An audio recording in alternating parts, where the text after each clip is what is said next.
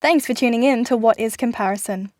The most important thing to do before starting to write an assessment is to make sure you understand what the task requires.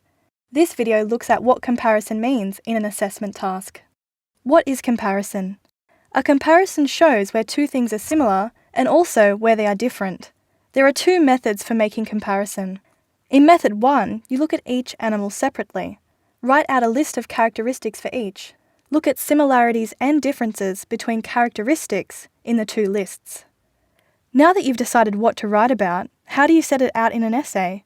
Your essay structure will start with an introduction. This should be like a roadmap for your essay. It should show the reader where you're going, what is the main point of the essay, and how you're going to get there.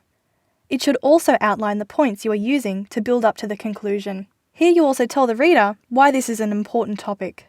The body should start with a description of all the characteristics of horses that you listed earlier.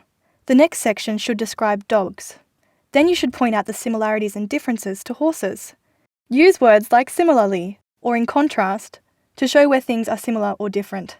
Finally, your conclusion should do three things: sum up the points you've already made, highlight the key similarities and differences, and restate the significance of the topic.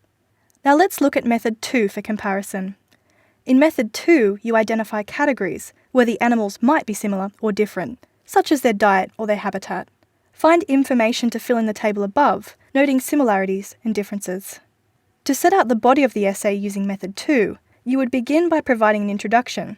Then in the body of the essay, each section would consist of 2 to 3 paragraphs and would be an in-depth explanation of each category.